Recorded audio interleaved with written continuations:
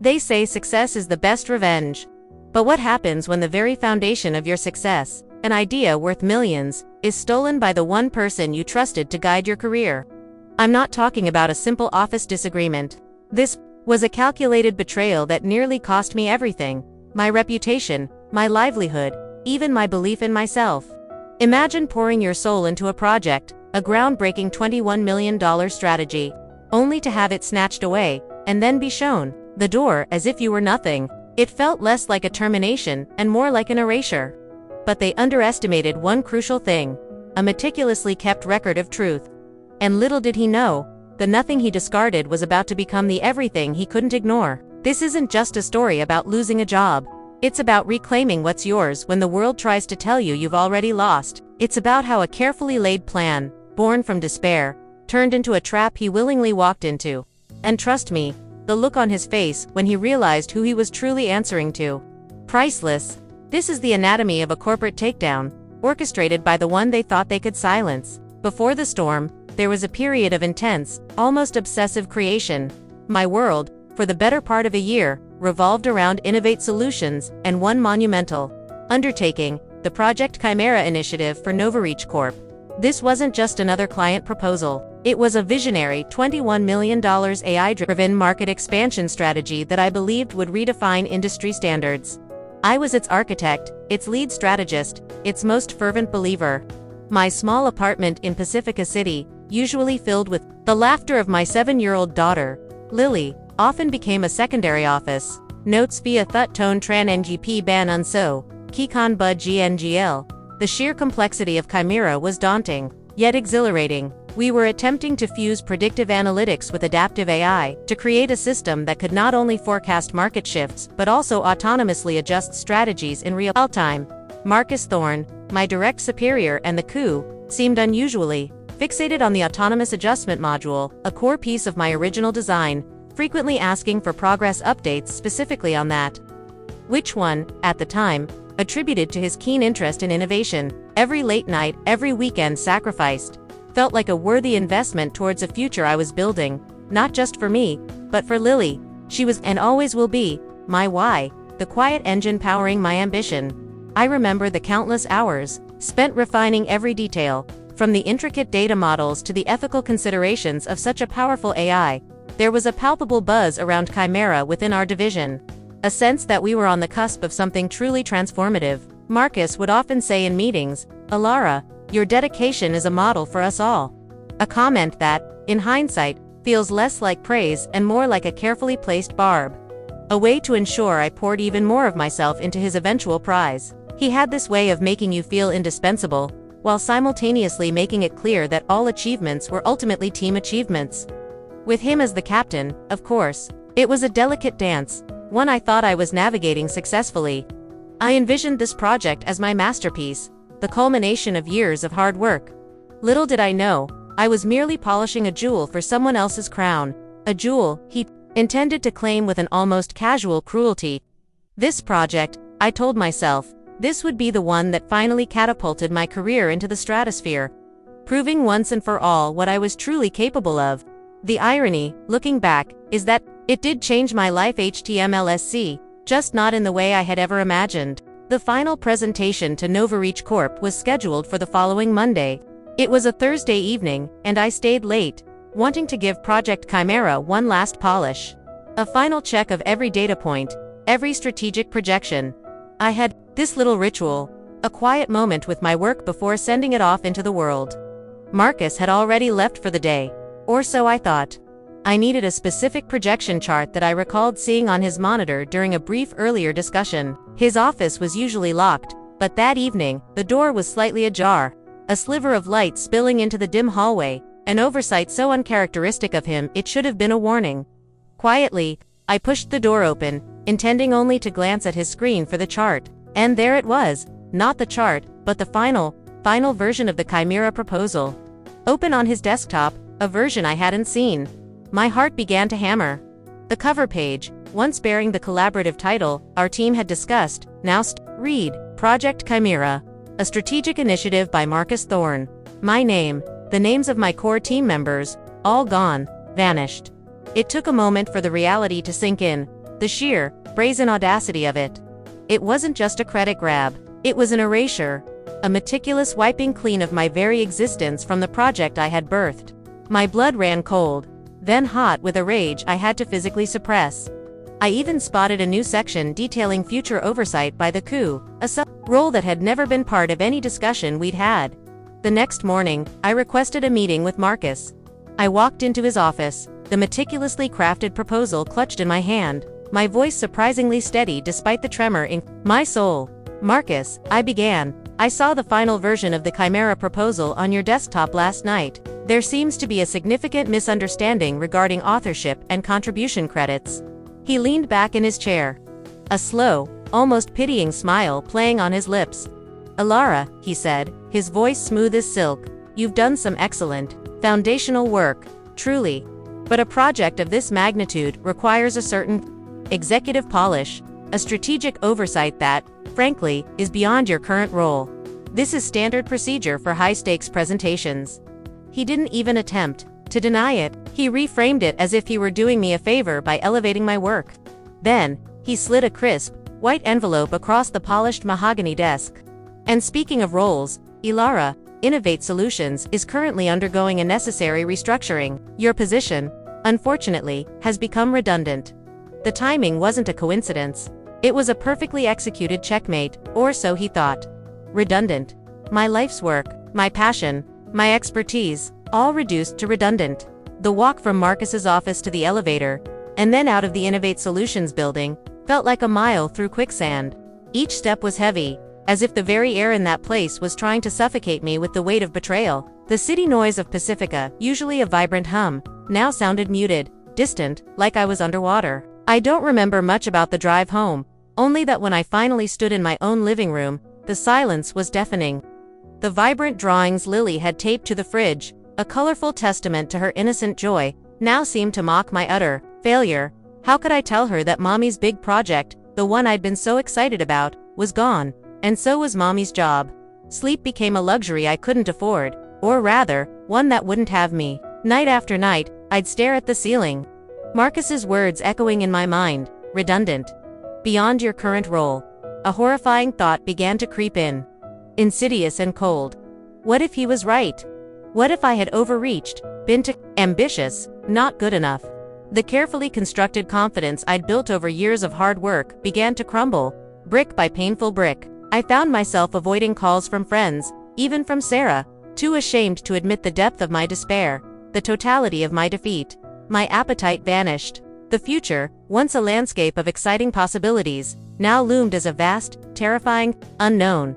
That little emergency fund I had so diligently saved. Suddenly, it felt pitifully inadequate against the mountain of bills and the uncertainty ahead. And the worst part?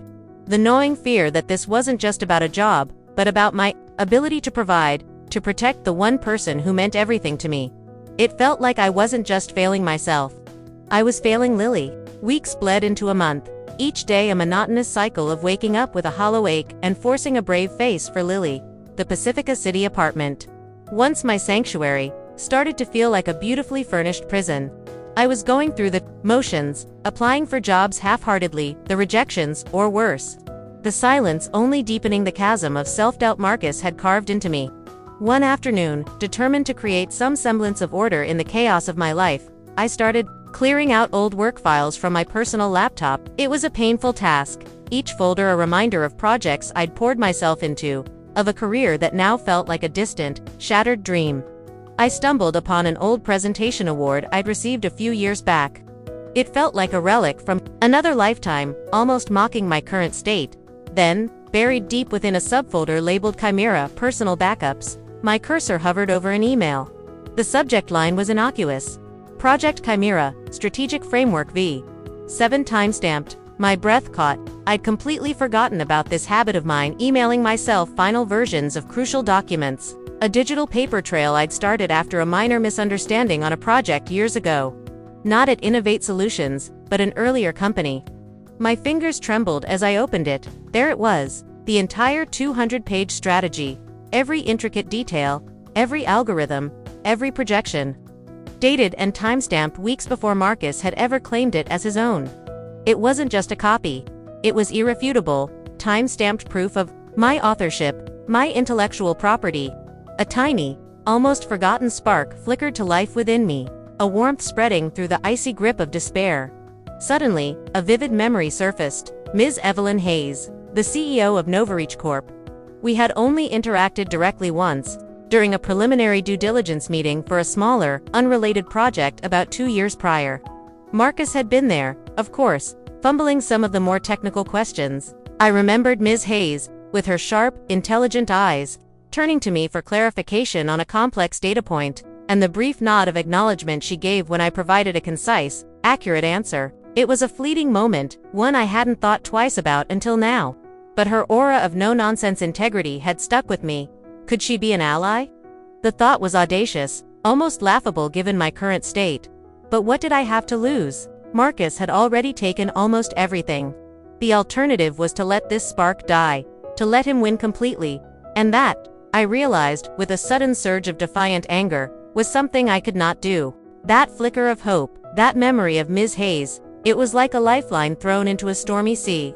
But a lifeline can also feel terrifyingly fragile when you're a lone swimmer in a vast ocean of corporate power. For days, I wrestled with the decision. My logical mind, the strategist in me, screamed about the risks.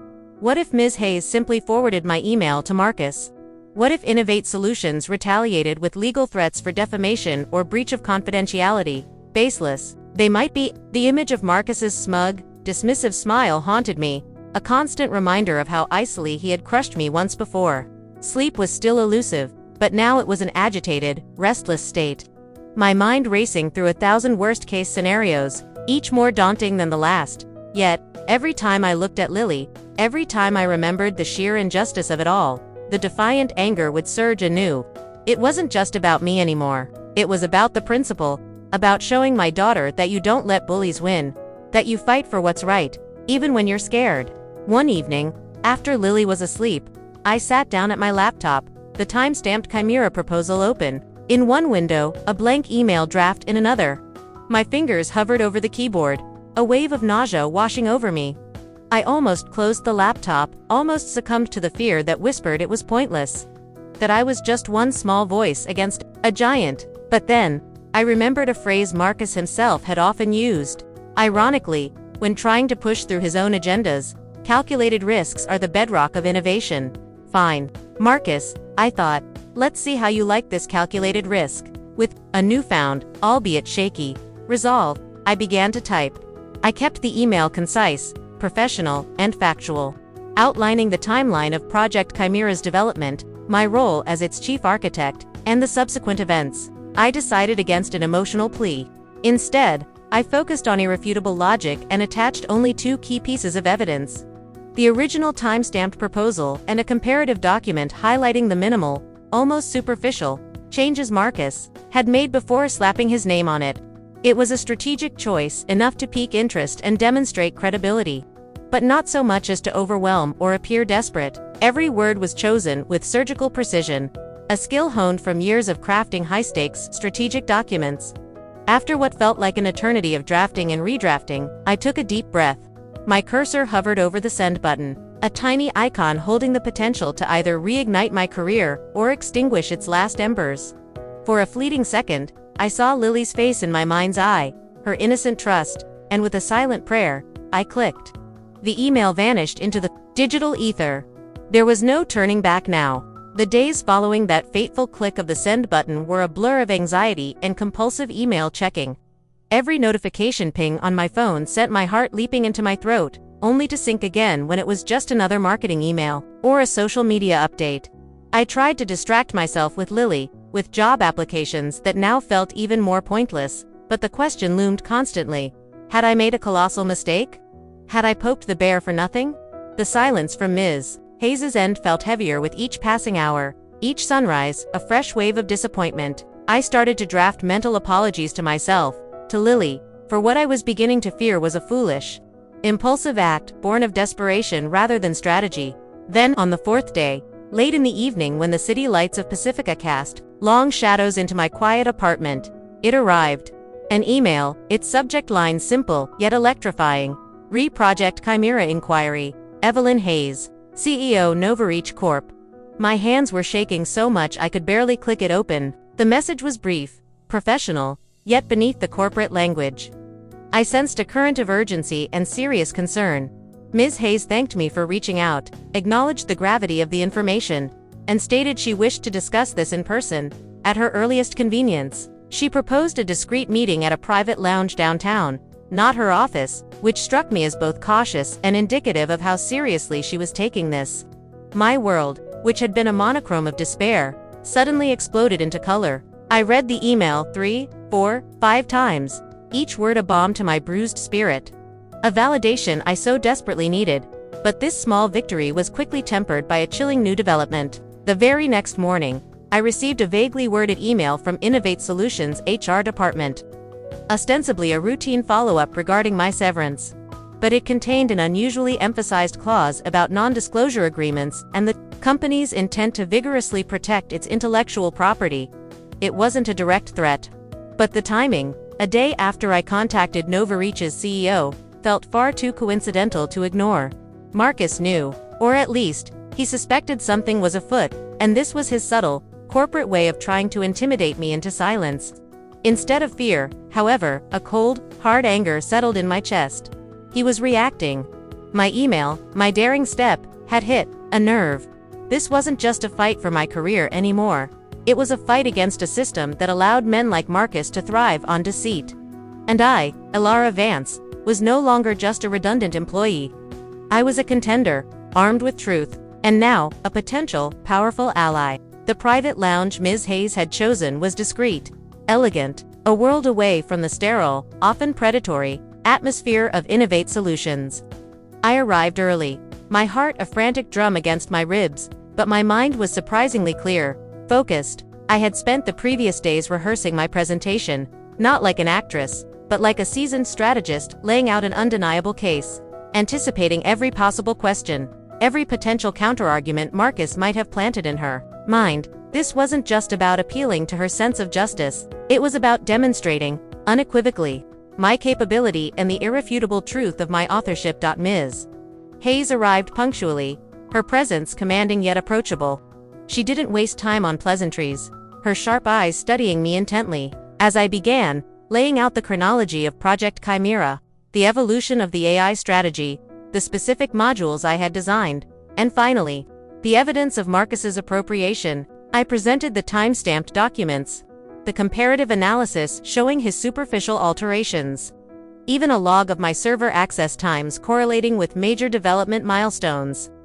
She listened without interruption, occasionally nodding, her expression unreadable, which was more unnerving than outright skepticism would have been. Then came the questions, precise, insightful, some so technically niche about the AI's learning algorithms that I knew Marcus, with his superficial understanding, would have buckled under such scrutiny. When I finished, a long silence filled the room, thick with unspoken thoughts. Finally, Ms. Hayes leaned forward. "Ms. Vance," she began, her voice calm but firm, "what you've presented is deeply troubling. Novareach prides itself on ethical partnerships and recognizing true innovation. It seems Innovate Solutions, or at least certain elements within it, have fallen drastically short of those standards." Before I could even process that, she continued, "Effective immediately, Novareach Corporation will be placing its $21 million contract with Innovate Solutions under formal review and suspending all ongoing Chimera project activities with them pending investigation." My jaw nearly dropped. The speed, the decisiveness, it was more than I could have hoped for. But then came the truly unexpected. "However, Elara," Ms. Hayes said, a hint of a smile now playing on her lips, "the Chimera strategy itself is brilliant, and Nova still intends to see it realized. Therefore, I have a proposal. We could bring you on as an independent lead consultant to oversee its true implementation. Or, if you're so inclined, Novareach would be prepared to offer significant seed funding and become the anchor client for your own newly established strategic consultancy firm. Should you choose to build one? The choice, Ms. Vance, is entirely yours." The weight of Ms. Hayes's offer, the sheer magnitude of the opportunity, left me breathless for a moment. Consultant or founder? It was a crossroads I hadn't anticipated, a future rewritten in a single conversation. The safer path was to consult, less risk, a steady income, but the fire Marcus had inadvertently ignited within me.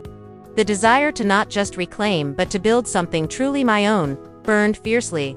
That night, I barely slept, not from anxiety, but from a torrent of ideas. The name, Momentum Strategies, came to me around 3 a.m., signifying not just forward motion, but the growing force of change I felt within myself and hoped to bring to my clients. The decision, when I officially communicated it to Ms. Hayes the next day, felt less like a choice and more like an inevitable calling. Starting Momentum Strategies from my Pacifica City apartment living room, with Lily occasionally assisting, by organizing my pens into surprisingly chaotic new systems, was an exercise in organized chaos itself. There was the bureaucratic maze of registering a business, setting up accounts, a learning curve steeper than any AI algorithm I'd ever designed. Then came the monumental task of actually delivering on Project Chimera for Novareach Corp., now under my own banner.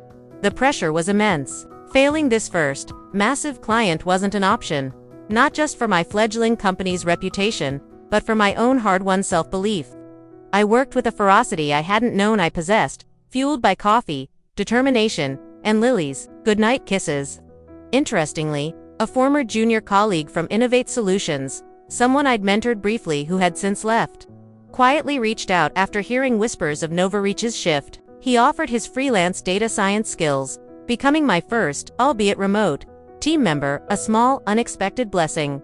The first few months were a blur of late nights, early mornings, and endless video calls, meticulously deconstructing Marcus's superficial version of Chimera and rebuilding it based on my original, untainted vision. There was a moment, about 6 weeks in, when a critical server integration failed, threatening to derail our timeline.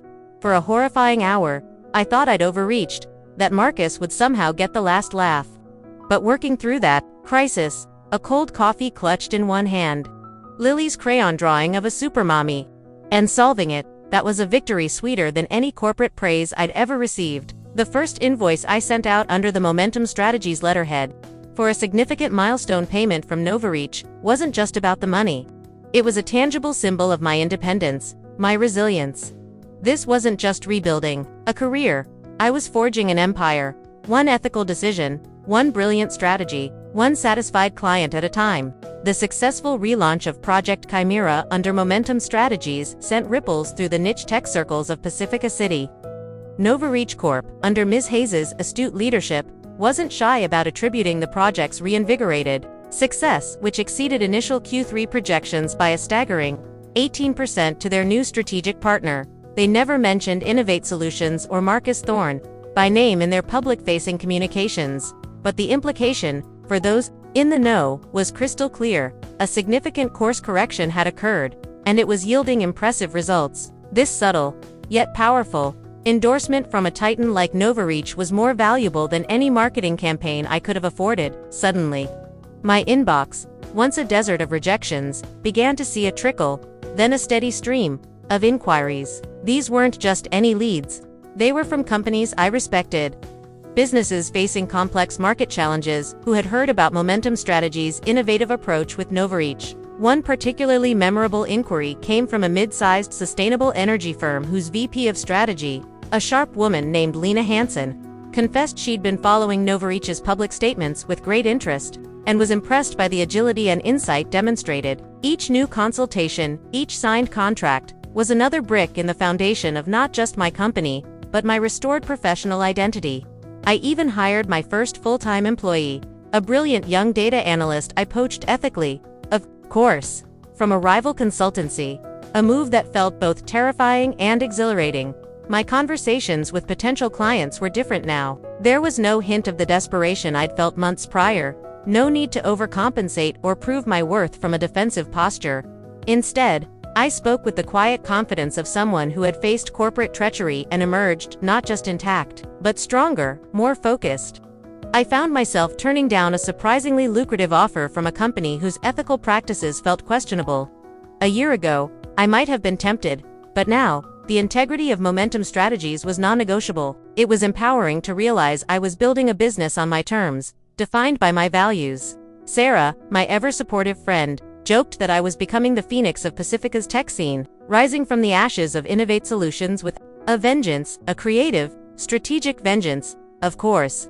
And while Innovate Solutions began to quietly lose other accounts, a fact I learned through industry chatter, Momentum Strategies was just beginning its ascent. The irony wasn't lost on me. Marcus's attempt to erase me had, in fact, made me more visible, more sought after than ever before. About 18 months after my unceremonious exit from Innovate Solutions, Momentum Strategies was thriving.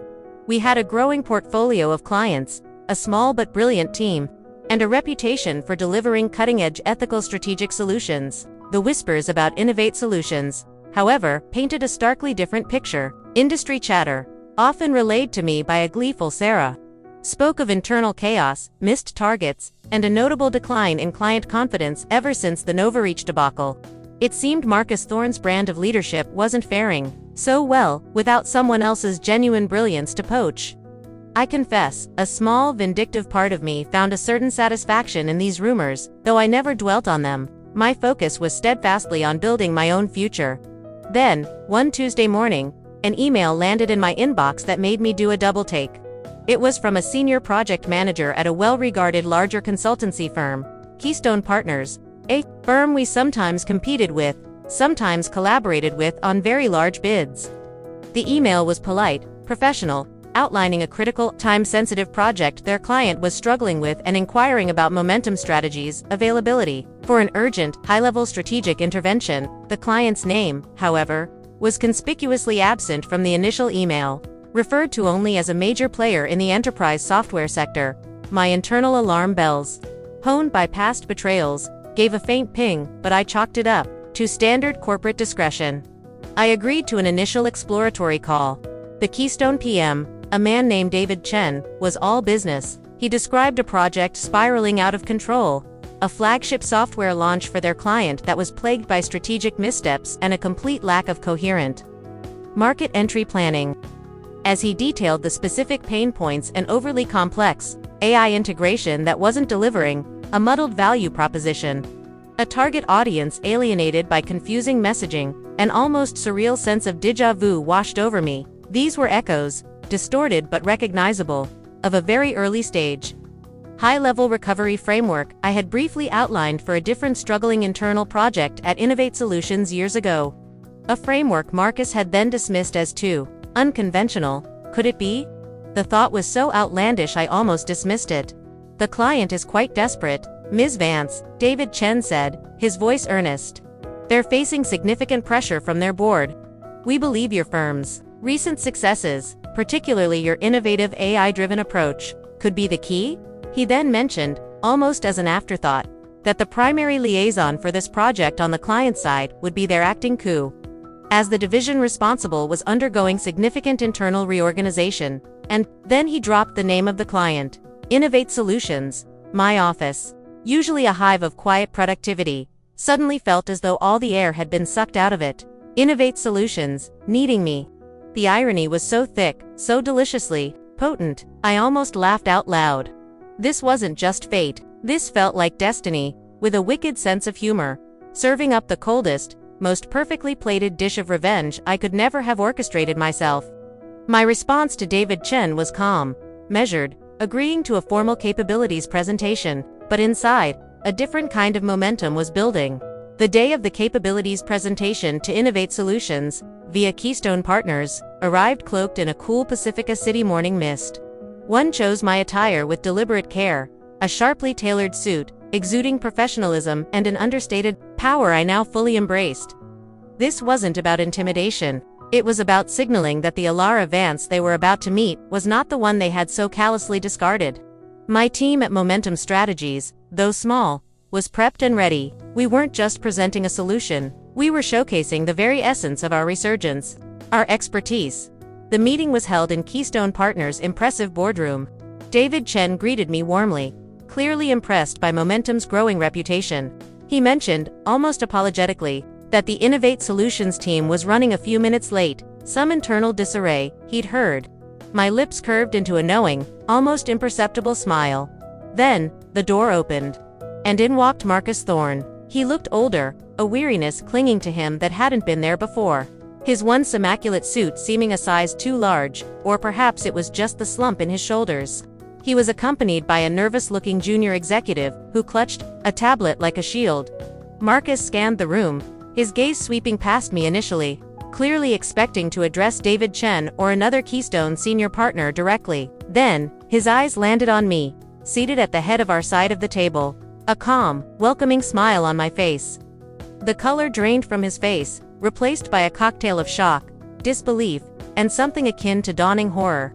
It was a moment frozen in time, the air crackling with unspoken history, with the weight of his past actions crashing down upon him in this sterile, corporate setting.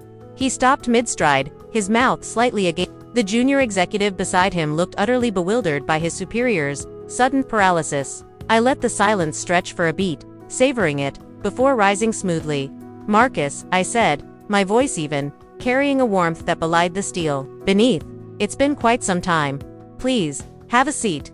David has briefed us on the challenges Innovate Solutions is currently facing with your flagship project." My use of his first name. The subtle emphasis on challenges. It was all carefully calibrated. He visibly flinched at my familiarity, then stammered a greeting, his usual glib confidence utterly deserting him. He fumbled for his chair, nearly knocking over a glass of water. His eyes darting between me and David Chen, as if trying to understand how this impossible scenario had come to pass. This wasn't just a meeting. It was the universe delivering a masterclass in irony, and I had a front row seat to his very public, very personal reckoning. He, Marcus Thorne, the man who declared me redundant, was now here, cap in hand, desperately, needing the expertise of the woman he tried to erase. The presentation that followed was a masterclass in awkwardness, at least from Innovate Solutions' side. Marcus, after his initial shock, attempted to regain some semblance of composure. But his usual confident bluster was gone, replaced by a hesitant, almost deferential tone.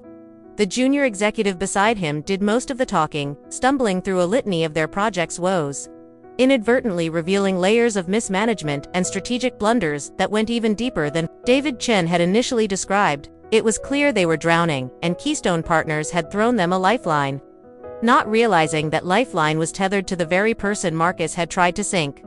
My team and I listened patiently, interjecting only with clarifying questions, sharp, precise inquiries that seemed to make Marcus visibly shrink in his chair. There was a perverse sort of poetry to it, me questioning him about strategic blind spots, about data integrity, about the very foundational principles he had once so arrogantly claimed to polish from my original work.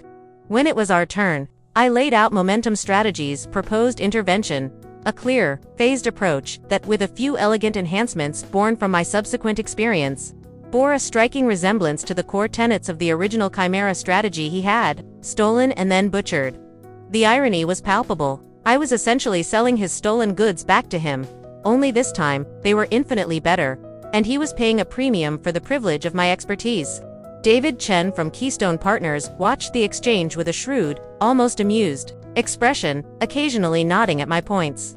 A silent affirmation that he now understood the full, unspoken history. Marcus had no room to maneuver, no leverage to negotiate. He tried, once, to weakly suggest an alternative perspective on a key deliverable, a faint echo of his old authoritative self. But I dismantled his argument with 3 concise data points and a pointed question about market viability that left him sputtering. He was cornered, outmaneuvered, and he knew it. The agreement was drawn up by Keystone and Innovate Solutions, or what was left of its decision-making capacity in that division, had to accept our terms, our timeline, our strategic direction. The first project update meeting, held a week later via video conference, saw Marcus Thorne, the acting coup, reduced to taking notes as I dictated action items and expected deliverables. The junior executive who had been with him now looked at me with something akin to awe. Word, as it always does in the tight-knit tech community of Pacifica City, began to spread, not as a public scandal, but as a delicious piece of insider knowledge. The tale of how Innovate Solutions, in a desperate bid to save a failing project, had inadvertently hired the very strategist their COO had infamously wronged, and was now essentially paying her to fix his mess, became a quiet legend. It wasn't the loud, dramatic downfall I might have once fantasized about in my darkest hours, but something far more satisfying. A quiet, professional, undeniable assertion of competence and integrity over deceit and arrogance. Justice, I realized, wasn't always about thunder and lightning. Sometimes, it was the slow, inexorable turning of a well-oiled wheel, placing everyone exactly where they deserved to be. My redundancy had become his reckoning, looking back on that tumultuous period. Nearly 2 years now since I first clicked send on that fateful email to Ms. Hayes. It's remarkable how profoundly a single act of calculated betrayal can reshape a life, yet also how resilience can forge something unexpectedly stronger from the wreckage. Do I still feel anger towards Marcus Thorne? Honestly, not in the burning, all-consuming way I once did. That fire has largely been replaced by a sort of detached pity, and perhaps, paradoxically, a strange form of gratitude. He was, in his own destructive way, the unintentional architect of my reinvention. The catalyst I never asked for but desperately needed to break free from a system that was slowly stifling my true potential. Even before he struck, the battle taught me more about myself and about the true nature of the corporate world than a decade of smooth sailing ever could have. I learned that integrity isn't just a noble concept, it's a practical shield and a powerful weapon, especially when wielded with meticulously documented truth. I discovered a strength within myself I never knew existed, the quiet tenacity of a mother fighting for her child's future. Yes, but also the strategic mind of a leader who could navigate a crisis not with panic but with precision. My biggest fear throughout the ordeal, I now realize, wasn't professional obliteration, but the thought of Lily seeing me defeated, of her internalizing a message that it was okay for others to diminish her mother's worth. That fear fueled a different kind of fight, one that transcended mere career ambition. Today, Momentum Strategies is more than just a successful consultancy. It's a testament to the idea that you can build a thriving business without sacrificing your soul. Without playing the dirty games that men like Marcus rely on, we prioritize ethical partnerships, transparent communication, and a collaborative environment where every voice, every idea, is valued. Lessons learned the hard way. Now embedded in our DNA. My definition of success has also fundamentally shifted. It's no longer about climbing a predefined corporate ladder or seeking external validation from figures like Marcus. It's about the quiet satisfaction of building something meaningful, of empowering my clients and my team, and of course, of being truly present for Lily, not just as a provider, but as a role model of resilience and integrity. Perhaps the most profound realization is that the trap wasn't just for Marcus. It was a crucible that tested my own character, forcing me to confront my fears, my self-doubts, and to ultimately choose courage over comfort, truth over silence. And in that, I found a victory far greater than just seeing an old adversary humbled. So, if my story, this unexpected journey from corporate erasure to entrepreneurial empowerment, resonates with you in any way, I want to leave you with a few thoughts, a few hard-won lessons from the trenches. These aren't silver bullets, but perhaps they can be a small light if you ever find yourself navigating a similar darkness. First, and this is paramount, document everything. In a world where words can be twisted and credit easily misappropriated, your meticulously kept records, emails, drafts, meeting notes, time-stamped files, become your silent, unshakable witnesses. It might seem tedious, even a little paranoid, at times, but that digital paper trail can be the bedrock of your defense, or, as in my case, the foundation of your reclamation. Don't wait until you suspect foul play. Make it a habit, an ingrained part of your professional hygiene. Second, cultivate genuine professional relationships, but trust your intuition about character. Ms. Hayes became my lifeline not because of a long storied history, but because of a brief interaction where mutual respect and integrity were evident. Nurture connections built on shared values, not just transactional benefits. And if someone consistently makes you feel small, or their actions don't align with their words, pay attention. That quiet alarm bell in your gut, it's usually right. Third, never underestimate the power of your own voice, especially when speaking truth to power. The fear of retaliation, of being labeled a troublemaker, is real, and it can be paralyzing. I know, but silence in the face of injustice often carries a heavier price in the long run. The erosion of yourself. Choosing to speak up, even when your voice trembles, even when the odds seem insurmountable, is an act of profound courage and self-affirmation. Find your moment, choose your words wisely, and present your truth with clarity and conviction. Fourth, your worth is not defined by someone else's inability to see it, or worse, their deliberate attempt to diminish it. When Marcus Thorne called me redundant, for a time, I almost believed him. That was his victory, albeit temporary. Do not let anyone else's distorted lens become your reality. Remember your accomplishments, your skills, your unique contributions. Hold on to that knowledge, especially when a storm hits. You are not what they say you are. You are what you know yourself to be, and what you strive to become. And finally, embrace adversity as a forge. No one asks for betrayal or hardship, but when it arrives, know that within it lies an incredible opportunity for growth, for reinvention. The path to reclaiming what was stolen from me was paved with fear, with uncertainty, with sleepless nights, but it also forced me to dig deeper, to become more resourceful, more resilient, more me than I had ever been. The Marcus Thornes of the world can take your job, they can attempt to take your credit, but they can never take your spirit, your intellect, or your capacity to rise again. Stronger and wiser. Your story doesn't end when someone else tries to. Write the end. You hold the pen. You decide when, and how, the next chapter begins. Remember that. Thank you for sharing this time with me and walking through Elara's journey. If her story of resilience, of fighting for what's right, and ultimately reclaiming her narrative resonated with you, I'd be honored if you'd share your thoughts in the comments below. Perhaps you've faced a similar challenge, or have a story of overcoming adversity that could inspire others. These stories matter, and your voice does too. To ensure you don't miss out on more narratives about personal strength, navigating tough choices, and finding justice in unexpected places, please consider liking this video and subscribing to the channel. And if you hit that notification bell, you'll be the first to know when a new story unfolds. Let's continue to build a community where such powerful experiences are shared and valued.